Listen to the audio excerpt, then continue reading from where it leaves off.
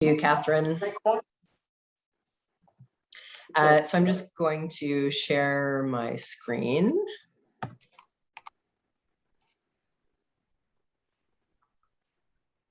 Is this visible for folks?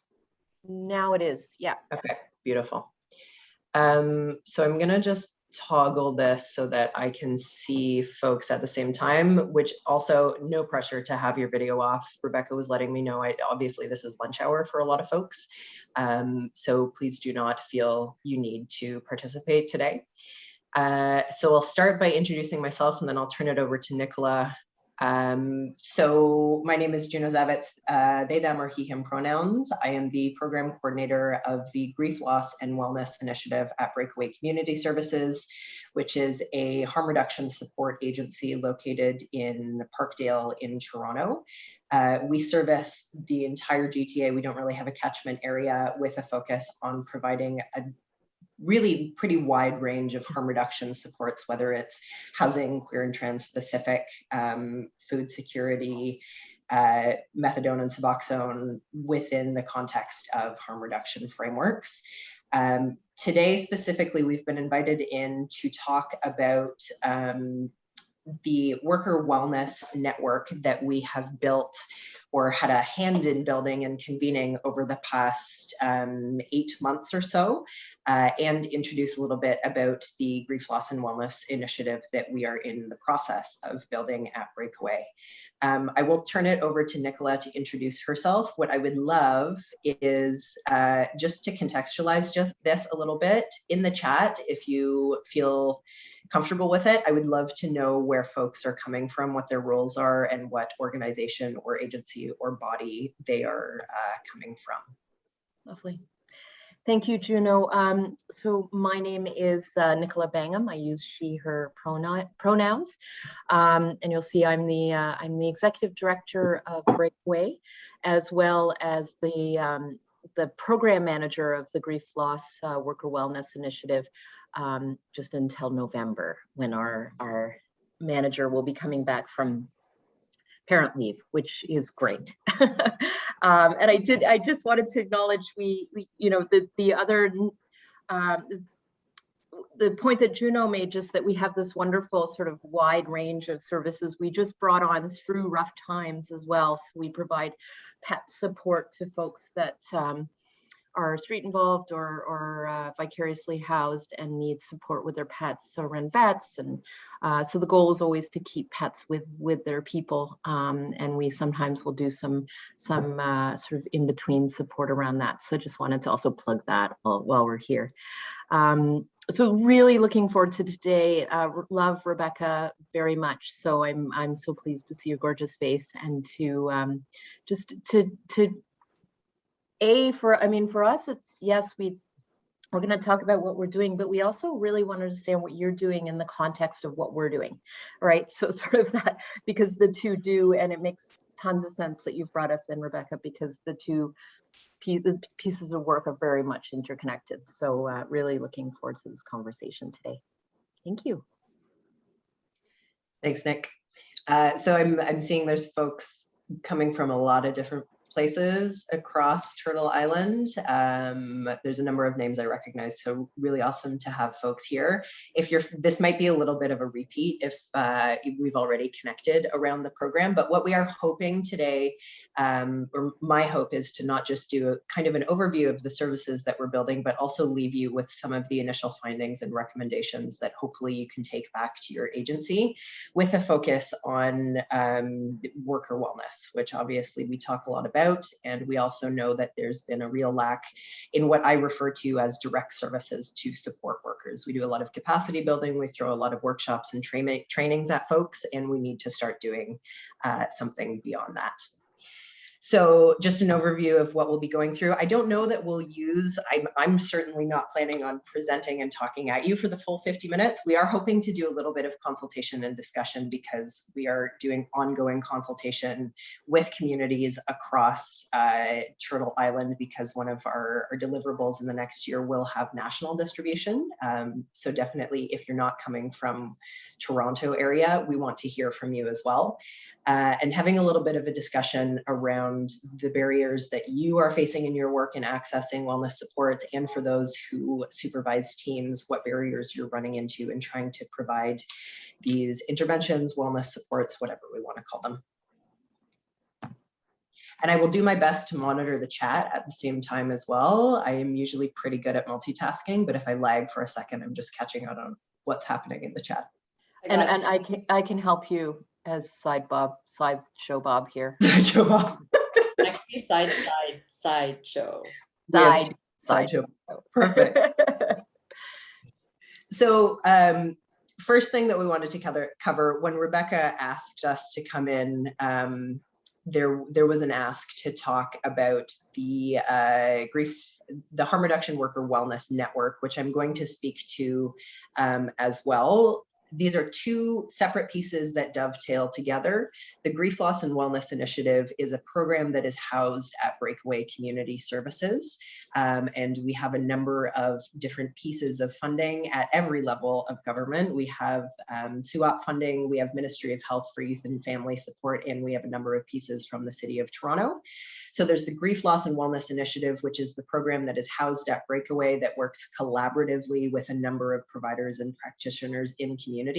And then there's the Harm Reduction Worker Wellness Network, which is a network that Breakaway has been convening since January. So they're slightly separate pieces. The Grief Loss and Wellness Initiative is sometimes conflated with the two, but they really do dovetail, and there's a lot of overlap between who works in the program and provides supports and who sits on the network. So just a little bit of an introduction to the Grief Loss and Wellness Initiative. This is a program that has been in the works for many years. There's a lot of people that laid the foundation in getting this off the ground. Some of those people are like Yvette Perot, who has been doing this work within Ontario in grief and bereavement support for a long time, who did a pilot project called the Good Grief Care Project, I believe in 2017. Zoe Dodd, who founded the Frontline Workers Support Groups, Tave Cole and Lizzie Williams, who were the original architects of the first SUAP funding proposal that was submitted, that was then altered a little bit for the piece that we got granted this April. So there's been a number of people working on this for a number of years, and it's kind of all culminated in this very large program that is still very much in development and has a lot of different limbs, as I'll explain. So again, we have a number of pieces of funding. The SUAP is for 2 years, and that is kind of the biggest chunk of the funding, and that's where the worker wellness support money is coming from. So the mandate of the program is twofold. In the first year, which we are in right now, the mandate is to, what we decided was most important, was to deliver direct service supports. And these are two terms that I use to define different areas where we focus services. So direct service supports being counseling, holistic wellness, critical incident response and debriefing to frontline and community facing management and workers and supporters impacted by grief, loss, and trauma in the overdose crisis. So we've intentionally kept the eligibility for who can receive these direct services, which again are like counseling, Indigenous specific support, herbal support, somatics. We've kept that intentionally quite broad because we know that frontline workers, especially those who are facing the most barriers and are most vulnerable and often have the most intense lived and living experience, are people that are precariously employed, potentially not even presently employed in a formal role. So we wanted to be ensuring that we are capturing members of community who are doing this work informally, are the first responders, are the ones who are reversing the most overdoses. So those people are eligible too. And another piece of feedback that we got from the Worker Wellness Network, which I believe was actually someone from Parkdale Queen West who sits in a management or coordination role, was that there was a real need for community-facing management and coordinators to be eligible for this support too, because often those are people who have come from frontline services and they now supervise teams, but maybe they do have a caseload. they very much are interacting with service users and are also the ones who hold all of the pieces of the trauma and the grief and loss from their frontline staff. So that is the focus of this first year, is to provide direct service supports instead of what we sometimes understand as capacity building supports. And my definition of capacity building supports are those things that are meant to enhance skills, enhance resiliency, provide trainings, workshops, and further enhance capacity in the sector to respond to grief, loss, and trauma. So twofold, the capacity building supports will come in the second year of the SUOP program, which will start next April in the next fiscal. And the deliverables specifically for that is a robust training to enhance skills for frontline workers to support themselves and their people, service users or service providers in grief and loss and wellness, and to create a written document that will be distributed internationally. And that's going to build off a number of different pieces that are already happening within the sector right now.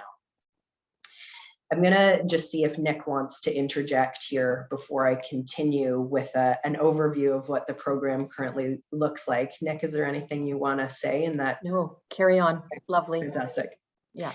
So what I'm going to do is pull up another slide right now, which is, I will zoom in on this. This is the way my brain works in understanding how a program actually flows. So this is a overview, hold on one sec, overview of what the program currently looks like. How do I scroll up on this?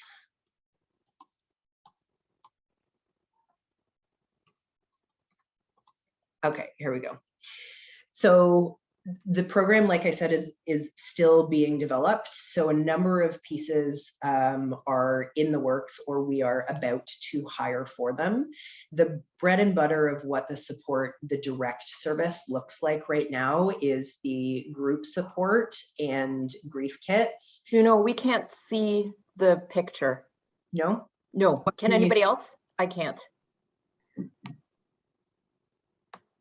It's it's at your grief, loss, and wellness initiative program overview slide. Okay, hold on, I'll reshare here. How's this? Yes. There it is. Better? Okay, beautiful. Great. This will make more sense. Okay.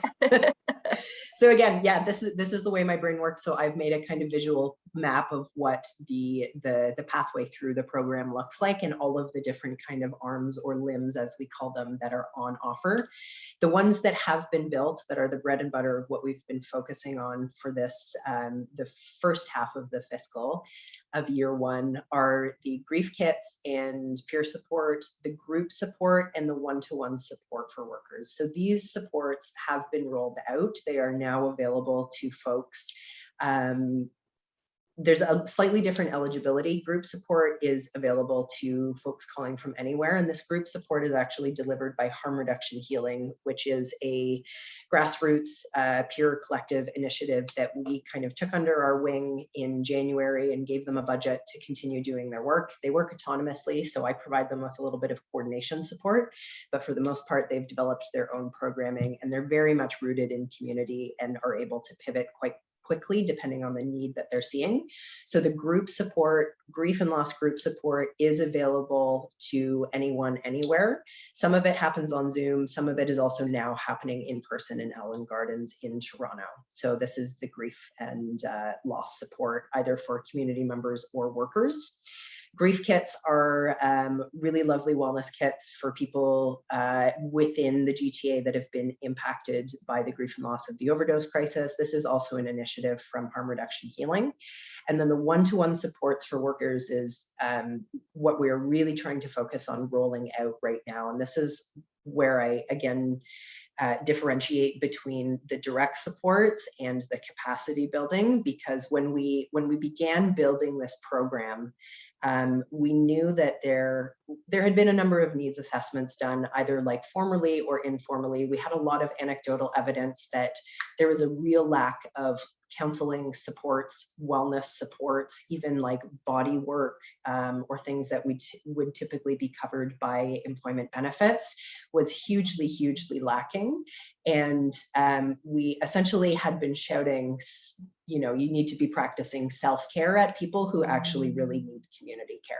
So the capacity building supports, providing folks with, you know, trainings on how to build resiliency and how to take care of yourself, yes, is lovely, and we need those things too, but there was a real lack of the actual direct services available to workers.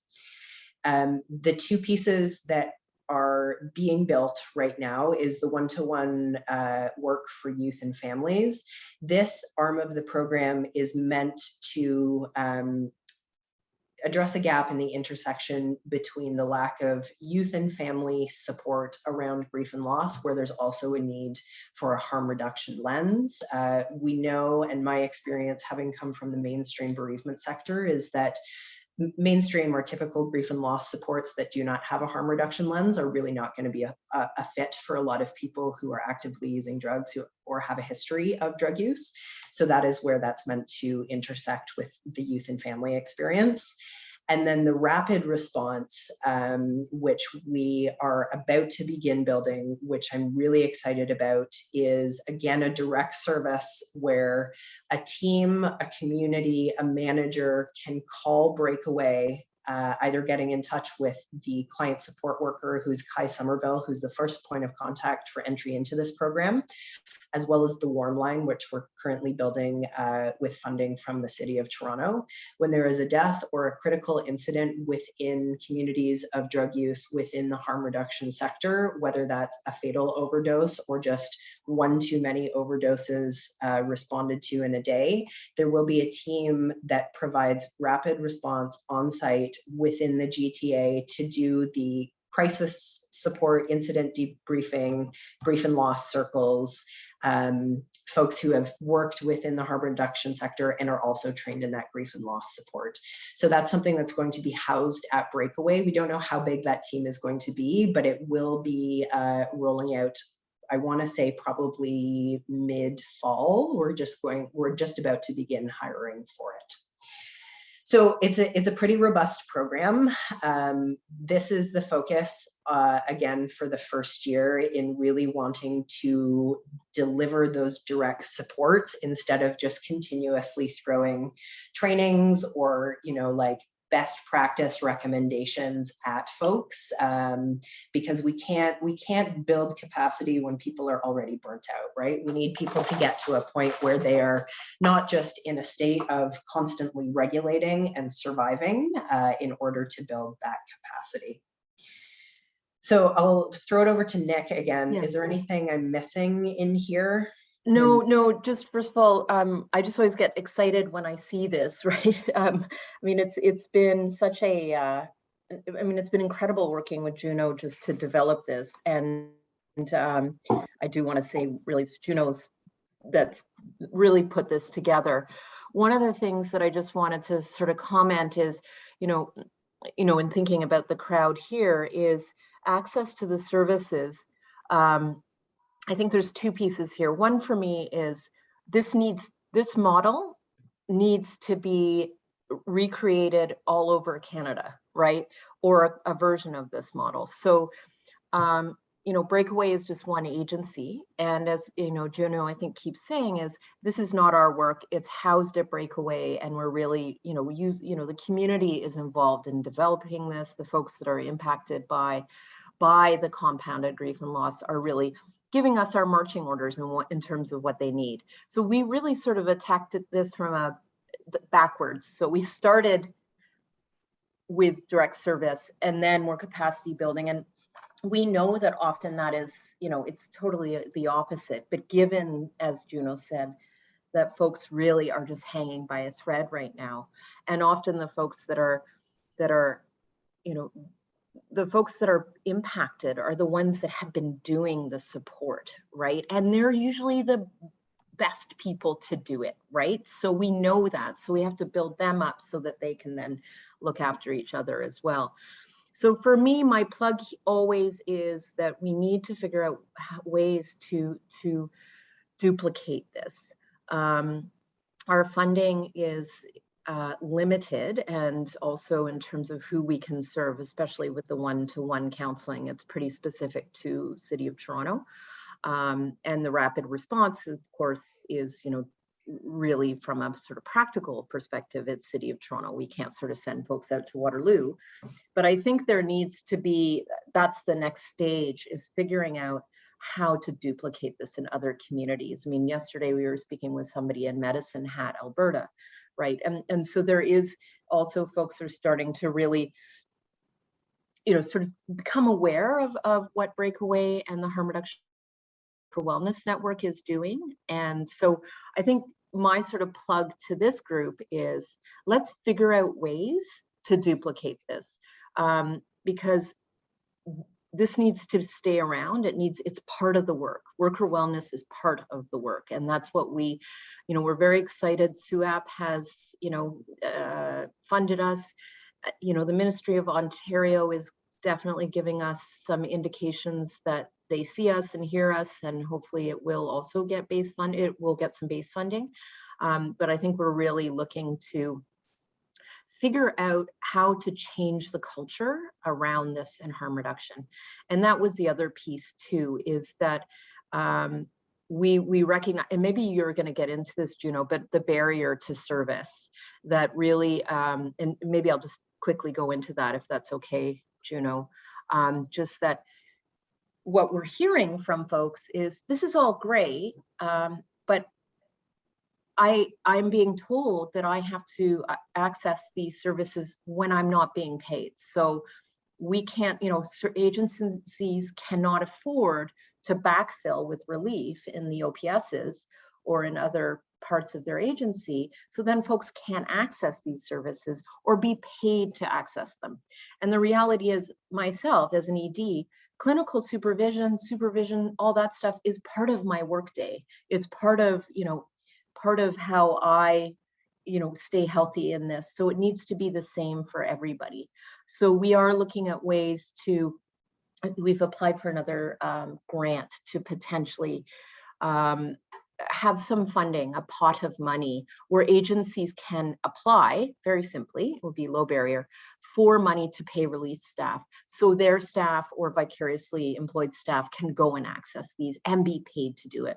So that's really what we're trying to also shift, is from the systems perspective, and really encouraging managers that this is a really good financial investment, right? So how many people on this call have people on sick leave right now due to burnout, right? So it is, and that, I mean, I hate that we have to speak to dollars and cents, but that's the reality, is that we're spending more money to look after folks when we really need to be getting at the heart of the problem, right? Which is the burnout. So it's my little rant there. But I would love to talk to folks about any thoughts about how we can really duplicate that, because I feel that that's my role, is to get this nationally, or at least provincially. Yeah. Sorry for, I went on a tangent there, because I know. No, that's great. This, but go ahead. Thank you. This whole program is really a tangent, as folks. Oh, it's one big giant messy. It's a giant tangent. Yeah. I will just draw your attention to the one-to-one menu that I've put in the chat. I'm not going to go over this in detail, but this is the format or the model of the actual direct services that we are providing. It's a menu of options that folks get to choose from. And that's, I'm going to share some of our kind of initial recommendations for how this might be duplicated, or what we would hope would be duplicated that has been really successful. In this one-to-one menu specifically, the model of working with consultants, instead of having one or two staff members who have, you know, like a particular skill set, we have a pool of, I want to say 8 or 9 folks who have like very, very different backgrounds, you know, and some of them are, you know, have been hitting their caseload already, because what they are offering, in particular somatics, work has been really, really popular. So the benefit of this model too is when we're working with consultants, we are able to fill a niche very quickly. If someone in community says to us, you know, I would like to work with someone who has a clinical background in providing support to folks who have ADHD and are also using stimulants, which is something that's coming up right now. And we can say, okay, great, we can go fill that role because we don't have to have a staff position for it. We're working with consultants, right? So have a look at that, both for the model that we're using and if you want to be accessing the services. I know there will be some people who might be interested in accessing those one-to-one supports. So that is available to folks from Toronto here who are here today. So I'll just get back to sharing my screen, and I'm going to talk a little bit about the Worker Wellness Network. The background with this was that the Worker Wellness Network, can folks see this? Am I sharing it? Yes, okay, great. The Worker Wellness Network came together very informally. It's not letting me fully share my screen or make it bigger. Okay. Came together very informally after a number of folks deputed at the Toronto Board of Health meeting in November 2020, so last fall. There were a number of people, including myself, who deputed about the need for grief and loss support services in the overdose crisis. And some of those folks got together to talk about, you know, de-siloing the work, essentially saying, is there something that you have on deck that you can do with your funding? What are you doing over here? And it grew into this network, which was kind of then clarified as the Harm Reduction Worker Wellness Network in early 2021. And that's when Breakaway took on convening this work. It made the most sense at the time because we were the ones who were successful in receiving funding to do worker wellness support. We have a very loose terms of reference that was drafted in March 2021 as well. As of August of this year, when I last checked a couple weeks ago, the mailing list includes over 90 members. That does not mean we have 90 attendees at every meeting, especially over the summer as people have been on vacation. But at the main table, the large table of the Worker Wellness Network, it is comprised of people in a lot of different roles. There's frontline folks, there's community members, a lot of folks with lived and living experience, mid and upper management, people from the city. Representation right now includes over 20 agencies from around the GTA. So we do have representation from Peel and Mississauga, not currently Scarborough, but we're looking at that as well. We have a number of subcommittees or working groups associated with the network as well. The steering committee, the navigational committee, is the one that creates the recommendations and action items that then feed into essentially people who hold the wallets at the large table, so mid and upper management. We additionally have some ad hoc groups that have been created specifically to fill different like policy and practices needs. One is, Nicola has spoken about this a little bit, but the Management and Coordinator Committee, which comes together to create policy recommendations to encourage agencies to be providing opportunities for workers to access wellness supports through the Breakaway program or other similar program on paid time, so that it's not understood as something you have to do in your free time. We frame it as professional development if folks are interested in accessing those supports. So the main committee table meets every other Friday morning, 10:30 to 11:45. Folks are welcome to dip in and out whenever they want. There's no commitment to have to be there regularly. Currently, the navigational committee is looking to grab some new members. So again, navigational committee is where we come together as like community members, workers with lived experience, to talk about what the most pressing needs are around worker wellness in the GTA, and we then feed those recommendations to be actioned at the larger table. One of the other working groups that has come together, which just content warning, more intense around death and loss, was a working group that's come together to tackle the very sad need to be working with the coroner's office around unclaimed bodies from community members at the Toronto morgue. So things that are kind of tangentially related to grief and death and loss are also within the scope of this network. And that work is being collaborated with the city of Toronto around. So we're kind of figuring out pathways for how we can support ensuring that those bodies and those remains are cared for and returned to communities where there will be memorial or honored in the way that would be meaningful for those folks. I won't run through this. Mission, vision, and values. If you want to take a look at this, the slides will be sent out afterwards. But what I did want to go through are some of the successes that we've had as a result of this network coming together. So some of the outputs, we knew when we came together as a community that we did not want to do another environmental scan.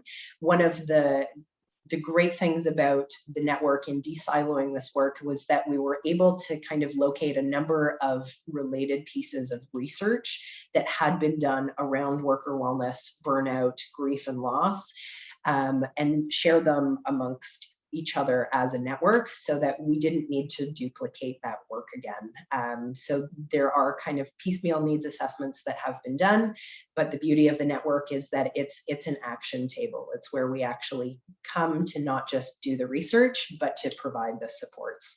So some of the things we've been successful in, securing multiple grants to develop and deliver services in collaboration with network partners. So Breakaway collaborates with a number of agencies, in particular CHCs like South Riverdale and Parkdale Queen West, to share funding and roll out this work. That's a direct result of the network coming together after those deputations in November. We've created a lot of opportunities for de-siloing the work, which means that we're working collaboratively with a number of leaders in this work, like the Good Grief Care team, which is Chris Leonard, Kathy Walker, and Yvette Perot, who are hold a ton of wisdom in this work, have been doing it for decades, as well as bringing on board Harm Reduction Healing and a number of the other folks that you will see listed on the one-to-one menu. Those have been referred through the channels that we have built within the network.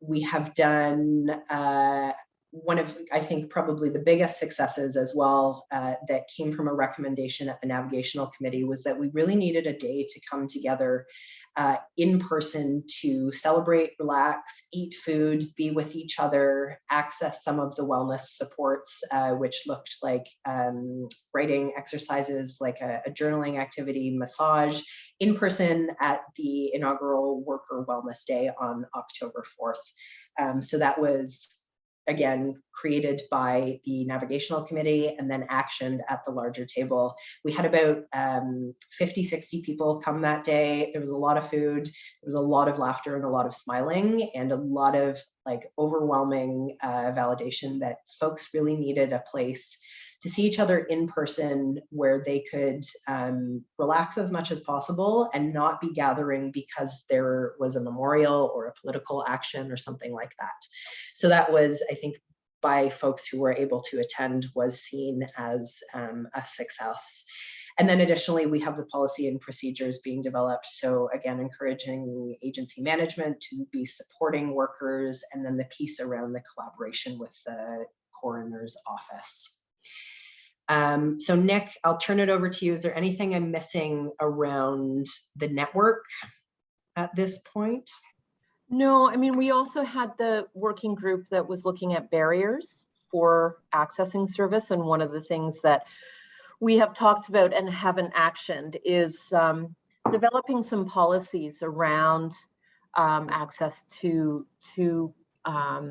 services that would be adopted by agencies. So it would be, again, sort of changing the culture in the agencies and in the that worker wellness is valued and encouraged. So we're doing some of that, and then of course looking at ways to compensate agencies so that they can send folks to these these services as well. But what I sort of appreciate about the network is that it's very organic, right? Again, sort of the tangential, like how, you know, we're really responding to the needs. So when the navigational committee said, hey, let's have a day, in that meeting, I said, okay, let's choose a date. And so we're really trying to be nimble and responsive rather than sort of thinking through everything. So sometimes it does look a little messy, but to me, I think, you know, we've really been able to achieve a lot because there's a willingness to sort of not make it perfect, but make it available, right? So, and you know, and I think, you know, if you speak to anybody working on the front lines, people have been screaming for this for, you know, 10, 15 years, and they've been looking after each other. So, you know, and the time for sort of making a really like beautiful, perfect program that's like, you know, research informed, blah, blah, has gone, right? And I think we really just need to get in there and provide supports to people as needed. And I think it's been, you know, Rebecca, you've sat on that navigational, or sorry, on the Grief and Loss Network. That's what it was originally called. And my feeling was, you know, right at the beginning, we just sort of hit the ground running, and a lot has been accomplished as a result, and a lot still needs to be done. We're also sort of putting the brakes on some pieces as we kind of get some of our systems in place. But I think the biggest piece really has been the one-to-one counseling has been the piece that I think has been the most appreciated. And then those opportunities to come together face to face with the Sunday night groups in Allen Gardens. So yeah, I think that's it. That was sort of the only piece I wanted to add to that, Juno. Thank you. Thank you, Nick. So, I'm just going to share my screen again here. I'm going to jump into, like, when I was thinking about what I wanted to leave folks with is, you know, not just an overview of the program, but some of the kind of preliminary recommendations and findings as we're in the process of building this program, figuring out what works and what doesn't. And I think our sense from the beginning was that we need direct services. We need the actual wellness supports for folks. So much of the grief and loss and like trauma supports that have been made available to frontline workers falls under capacity building in the form of workshops around, like I said, like building resiliency, how to take care of yourself, how to take care of other people, grounding exercises, all of that stuff. There is a place for it, and we know that we are not going to build the, I don't even want to say resiliency. We're not going to get where we need to get in taking care of people if we're not offering those actual wellness supports that they can first access. So in my mind, this is the difference between community care versus self-care. There is a need for both. The mandate of the program right now is really to focus on the community care. So some of our initial findings, we knew through doing needs assessments was that a lot of the projects that had been funded and were in the works focused on capacity building for workers, throwing more trainings at them, creating best practice guidelines for how agencies can better support their staff, but we couldn't find anything that was actually what that support was going to look like, right? We also knew anecdotally and formally that there was an overwhelming response that the available options for worker support like EAP or debriefing with management were not appropriate, meaningful, or available. I have yet to come across anyone in my work in both harm reduction and the bereavement sector that have said that EAP met their needs. So, you know, take it with a grain of salt. If you've had great experiences, that I'm glad. We also know that it was very lacking, so it needed to be housed elsewhere. As well as many workers were reporting feeling apprehensive about engaging in support from their own agency for fear of confidentiality, reprimand. There was always a need for an external agency to provide these supports.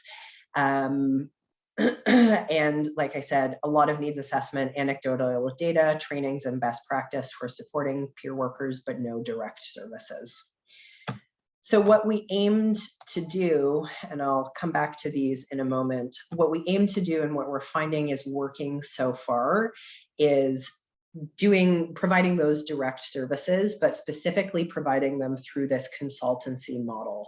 So having a menu of options for folks to choose the support that would be most meaningful for them, instead of hiring one full-time staff member who has, let's say a background in narrative therapy, but is not a body worker or is not Indigenous, is not a spiritual care provider.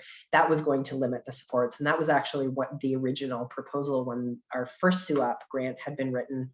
And when we were granted the money, we came back and said, you know what, let's tweak this and actually see what we can do with that same amount of funding. But instead of having one person, we'll have 10 who have a different range of things that they can offer. Recommendations always to work collaboratively with those in community already doing this work, and that is where the de-siloing has come in really usefully in having the network as part of where we do consultation for building this program as well.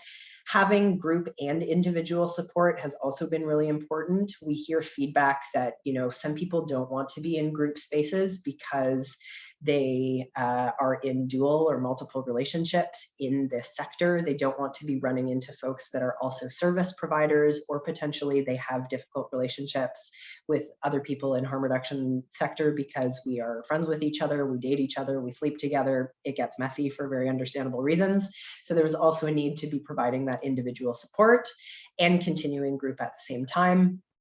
One of the other recommendations that continuously comes up is what I refer to as backdoor strategies or backdoor entries into grief and loss and burnout support, which means that we are opening up a space where it's, folks are aware that we're coming together with the same shared experience of overwhelming grief and loss from the overdose crisis, but it's not specifically a grief space. If it organically arises that, the space we've put together to do art in the park or like a movement circle turns into a conversation about grief and loss organically, that's lovely and it will go in that direction if it needs to. But what we also heard was that it was a huge ask to gather a bunch of frontline workers in a space where we are going to be opening up the can of worms that is grief and loss, and then be expected to put the lid back on it and go back to work. So these backdoor strategies, this kind of tacit agreement that I know what you're going through because I've lived it too, but we don't get into the heaviness. We don't have to get into the heaviness of it today, is still grief and loss support, and that I think that's been really helpful in folks being able to elect how deep they want to go in the conversations. And then providing opportunities for gathering in person. And this is what Harm Reduction Healing is now focusing on with the Art in the Park on Sundays in Ellen Gardens. It's a backdoor strategy with the understanding that there is always going to be a thread of grief and loss support. It can go as heavy as folks want to, but it also doesn't have to go heavy. And especially coming out of COVID, people are really, really eager to be gathering in person where it is safe. So wondering, Nick, if you want to jump in with any of the other kind of very initial recommendations we are seeing based on the successes and pivots we've made in this program before we use the last 10 minutes or so to do a little bit of consultation discussion with folks. No, go ahead. I think you've covered it all. Go. Yeah, thank you, Juno. Okay. Awesome. Yeah. So we wanted to take some time. I know we've only got 10 minutes or so left, but we will be in ongoing consultation as we continue to build and pivot and tweak this program. I would really love to know, especially from folks who are visiting from outside of Dish with One Spoon treaty territory, what kind of wellness supports, if any, are offered to workers and folks in your community of practice, and what barriers are standing in the way of providing those supports or you accessing the supports. And that's one of the things we're kind of investigating, doing targeted outreach with folks at CHCs in Toronto right now, is what is preventing you from actually coming into accessing those one-to-one supports. So what I will do is actually just pop this in the chat and take my screen share down so that I can see folks. But would love to hear.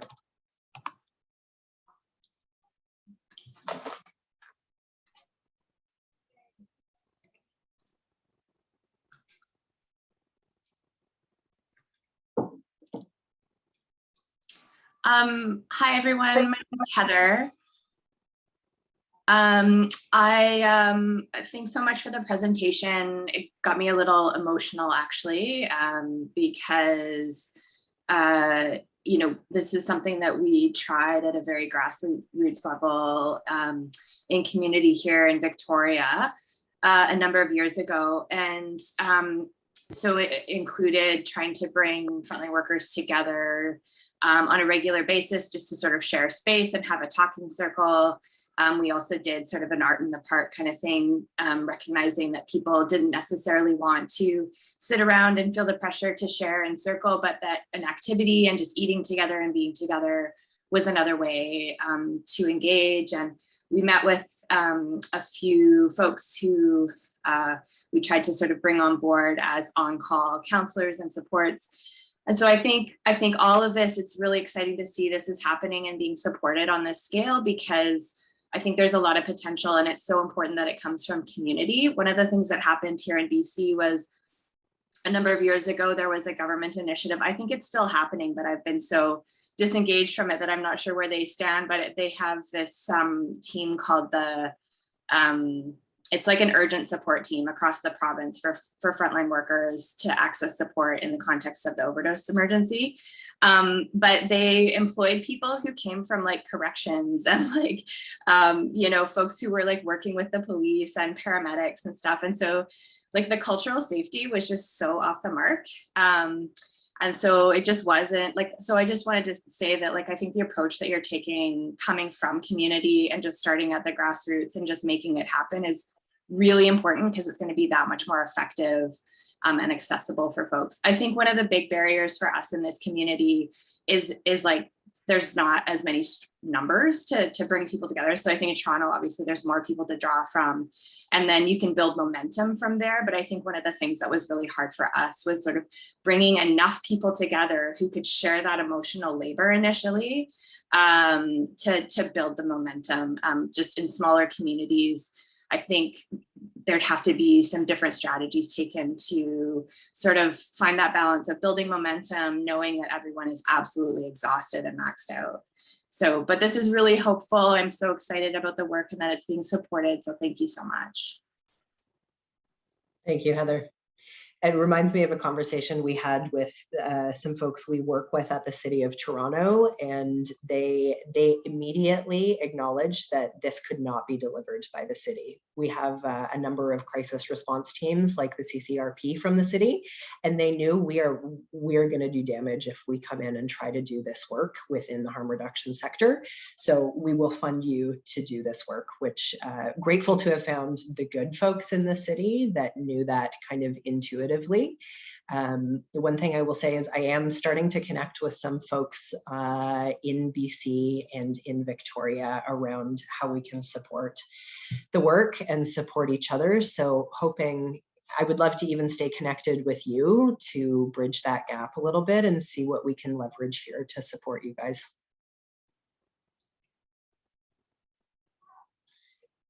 Any other thoughts? Would love to hear, like, just anecdotally, what barriers are standing in the way of you receiving support, or folks that you supervise, or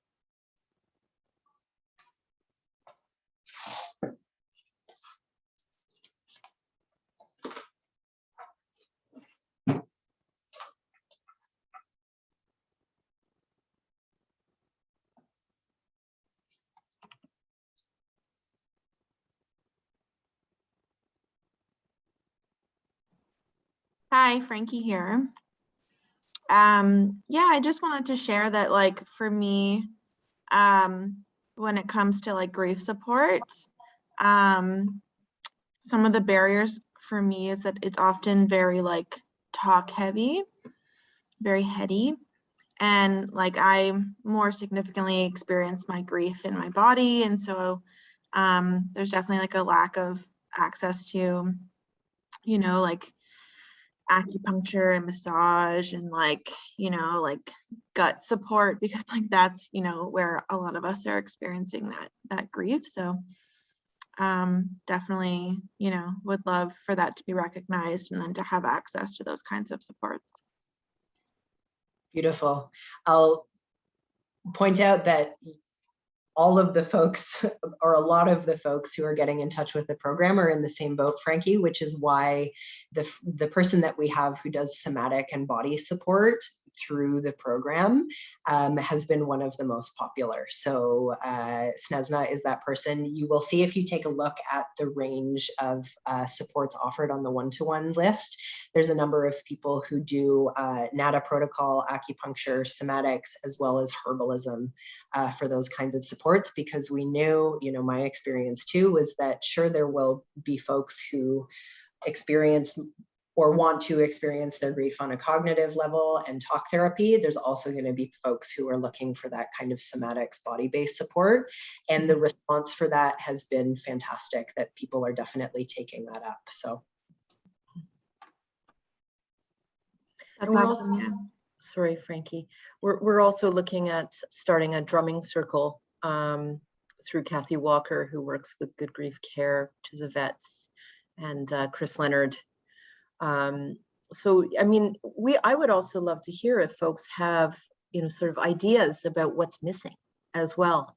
So Frankie, thank you for sort of validating that the body work is important and needed, but I'm wondering if we're missing things. Are there, you know, I feel like every day we sort of add pieces, but I'm wondering if, you know, what else is missing in this model that's being created.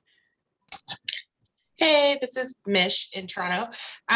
One of the things that's bothered me is that like I have an existing relationship with a counselor for like 15 years, but our benefits are so little that like it could cover 2 sessions. So it's great, and I'm so excited to see the services that are becoming available.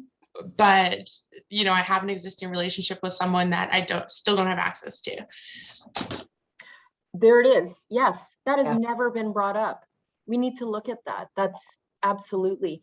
I mean, why can't we also fund existing grief and loss counselors? Why would we ask people to stop what is working for them? So, Juno, let's talk about it. I think that's something we can totally do.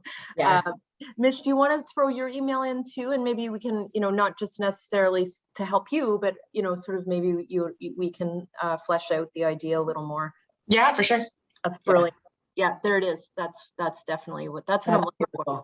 Yeah, that is such a valuable piece of feedback. And Mesh, I had a conversation similarly with another worker who is at one of the COVID hotels who's going on leave right now.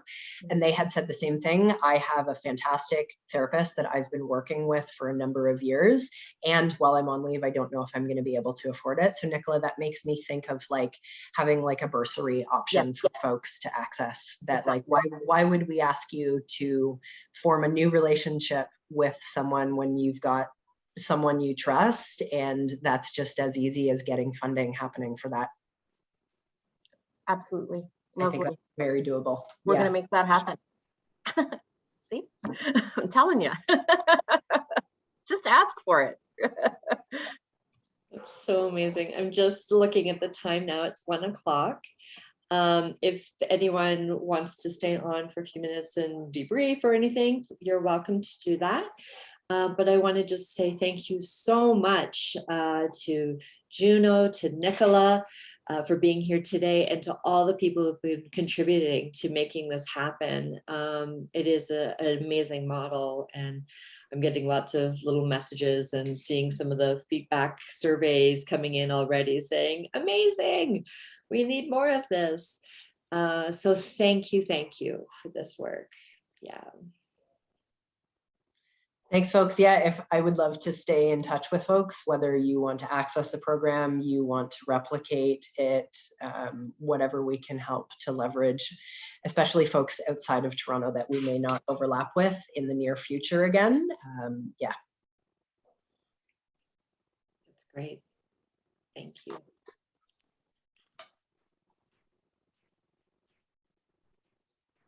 Yeah, happy to stay on for a bit longer if folks want to check in.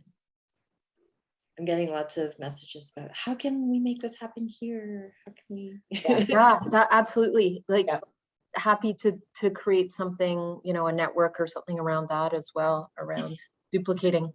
It's so exciting to hear about the like the structural changes that this is compelling, right? Yes. And because I remember when I was doing data collection with people who use drugs who are working in harm reduction, and they were in, you know, kind of part-time casual contract positions, and the deaths were starting with from the overdose, from the toxic drug supply and such, and they weren't getting access to the organization's grief and loss support stuff because they weren't officially they weren't official staff and things like that.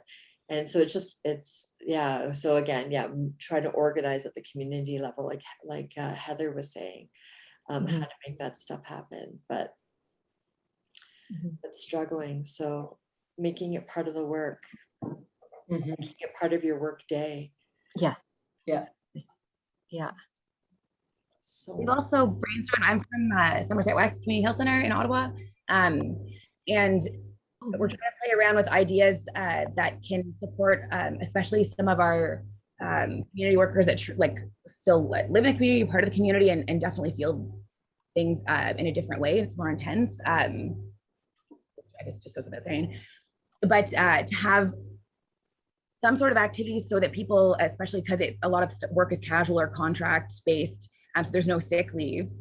But if your natural way to cope or survive grief and loss is by using substances, but you can't work highly inebriated, what kind of work can we have you do so you're in a safe space,